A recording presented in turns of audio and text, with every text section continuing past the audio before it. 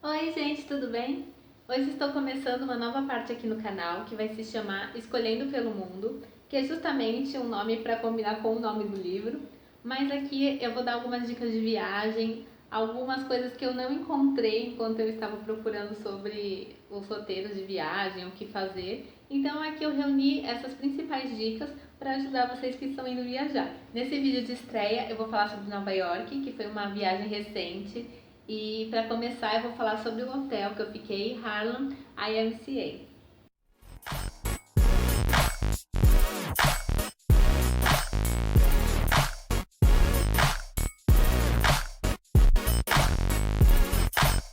Então, primeiramente, o principal benefício do Harlem é o preço, porque de tudo que a gente pesquisou, esse foi o hotel mais barato que a gente encontrou.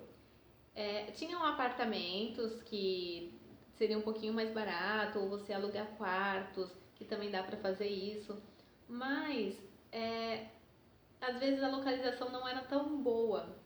A diária do hotel está custando mais ou menos uns R$ 380 por noite para duas pessoas. Então, o quarto ele é para duas pessoas mesmo, tem um beliche, um frigobar, uma mesa com cadeira e a porta para um armário. Esse é o quarto inteiro.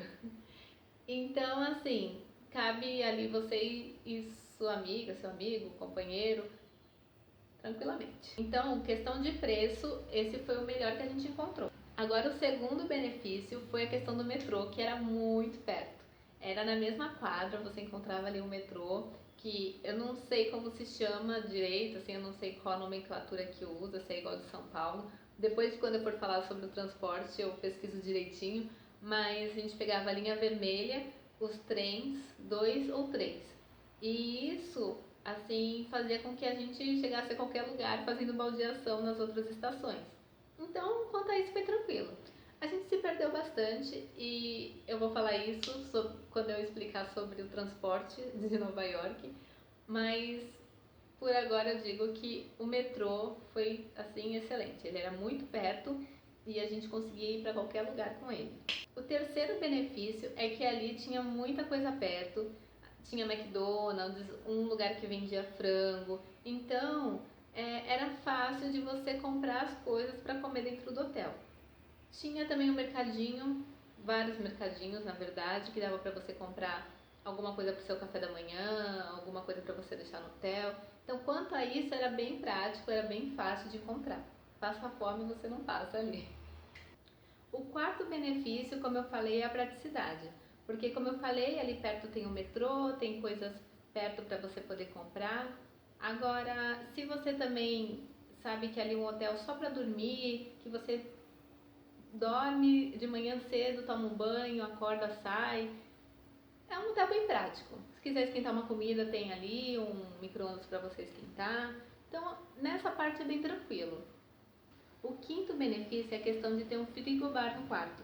A cozinha é compartilhada, então para o corredor inteiro tem uma cozinha que tem um micro-ondas, pia e uma mesa ali com acho que 6 cadeiras para o pessoal comer.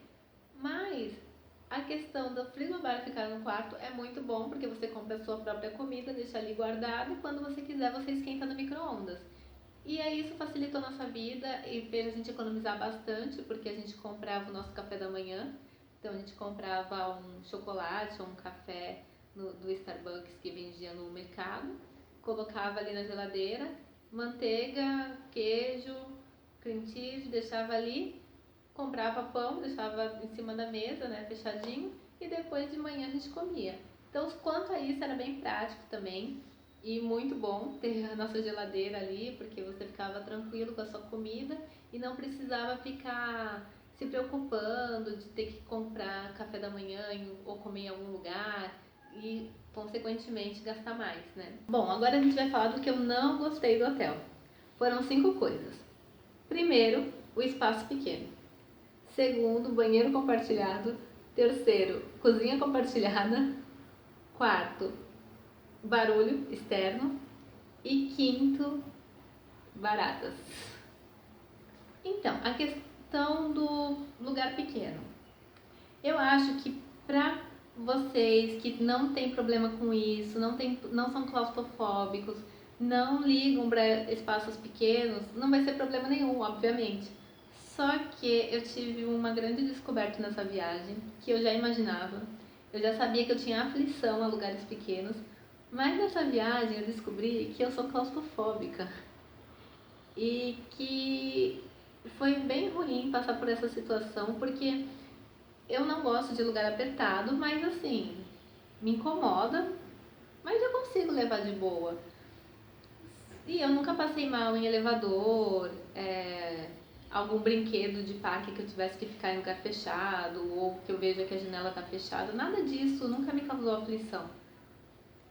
Só que na viagem, o quarto, ele é pequeno, mas assim, gente, não é uma caixa.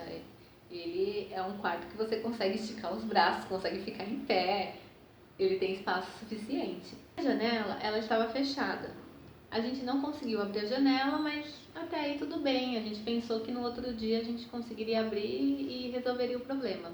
Perguntei pra minha amiga onde ela queria dormir, se ela queria dormir no beliche, em cima ou embaixo. Ela falou que pra ela ia ser melhor dormir em cima por causa que tinha mais ventilação. Eu falei, não, tudo bem, porque pra mim tanto faz. Eu não me incomodo com isso. Eu achava que eu não me incomodava. Aí ela foi dormir, dormiu tranquilamente e eu também fui dormir na cama de baixo. Gente, eu nunca passei por um sufoco tão grande, tão grande, tão grande.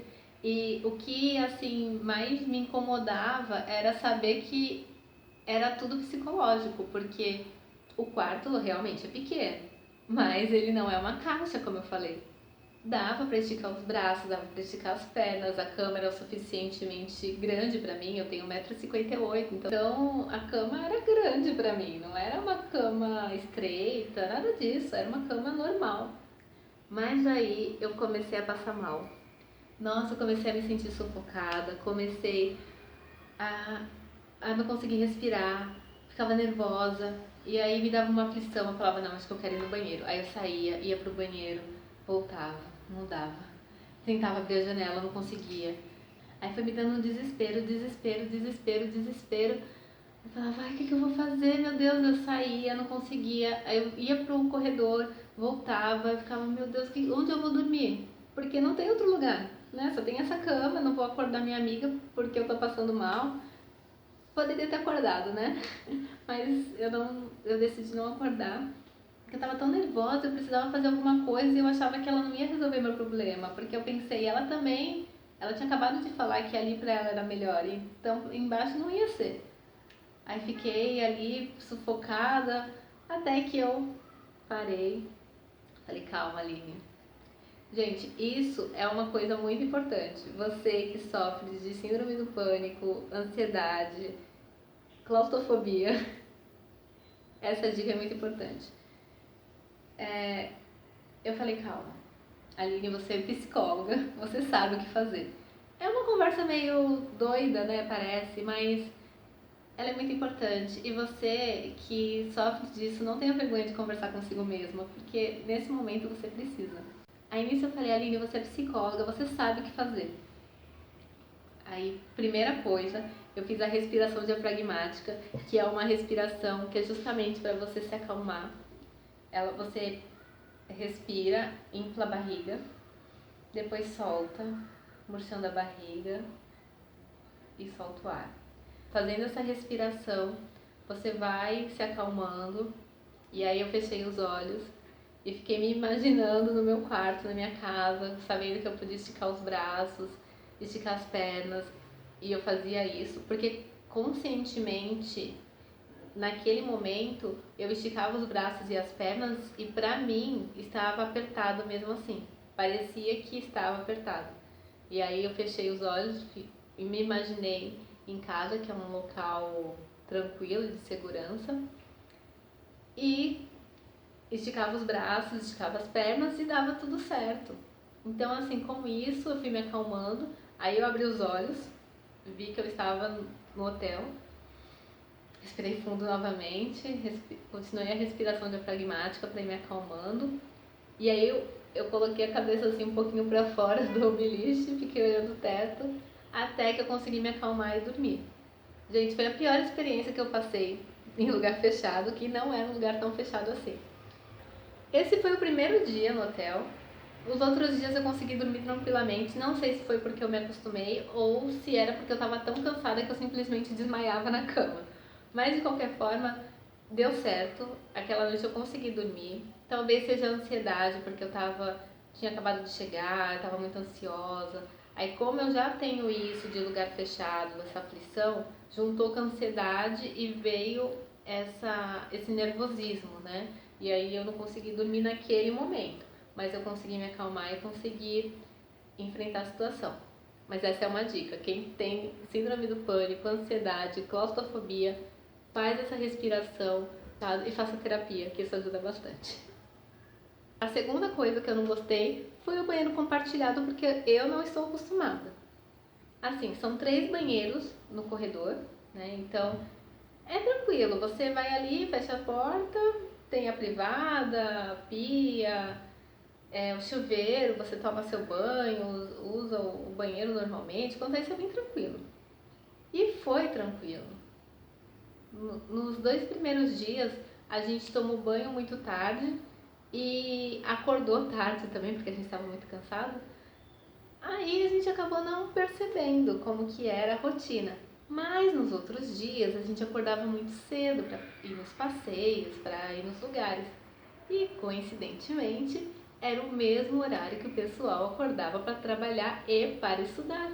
Ou seja, todo corredor, todo mundo daquele corredor queria usar o banheiro ao mesmo tempo.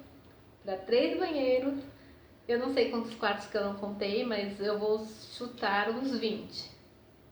Talvez tenha até mais naquele corredor. 20 quartos, 2 pessoas em cada quarto, dá 3 banheiros, é bem complicado. Aí, o que acontecia? Tinha fila. Então, assim, quando eu acordava às 7h30, eu já corria pro banheiro e eu conseguia tomar banho. Senão, ou ficava na fila, ou, não sei, ou você pode escolher tomar banho à noite e aí dorme, de manhã não toma banho. Ou espera, quando for umas 9h30, 10 horas, o pessoal já tá mais tranquilo. E aí, se você preferir dormir até mais tarde, você toma banho mais tarde, ou então acorda um pouco mais cedo e toma banho antes de todo mundo. Ou então fica na fila, né, que é uma opção também. A terceira coisa que eu não gostei é a cozinha compartilhada, que é a mesma coisa. Eu não tive tanto problema com isso, só em 2 momentos, que foi que eu queria esquentar minha comida e tinha gente usando o micro-ondas e assim, tava usando muito tempo, deixou lá, acho que não sei o que era, se era uma lasanha, o que era, que ficou lá 10 minutos. E no outro eu queria esquentar e o pessoal tava fazendo um monte de coisa, foi no último dia, aí o pessoal tava fazendo um monte de coisa, tava usando a cozinha e eu não consegui esquentar minha comida, aí eu acabei saindo sem comer e só fui comer no avião, a comida era ruim, só fui comer no outro dia. Resumindo a história, eu só comi no outro dia, então isso acabou atrapalhando um pouco. Mas assim, fora esses 2 dias, não tive problema nenhum. A gente acordava, esquentava lá nosso pão, esquentava o café, caso quisesse, eu esquentava o meu. Então, quanto a isso, é bem tranquilo. Eu não gostei, mas deu pra suportar. Quanto isso, foi bem tranquilo. Outra coisa também é que lá não tem copo, prato, talheres para compartilhar. Você precisa levar o seu ou comprar por lá.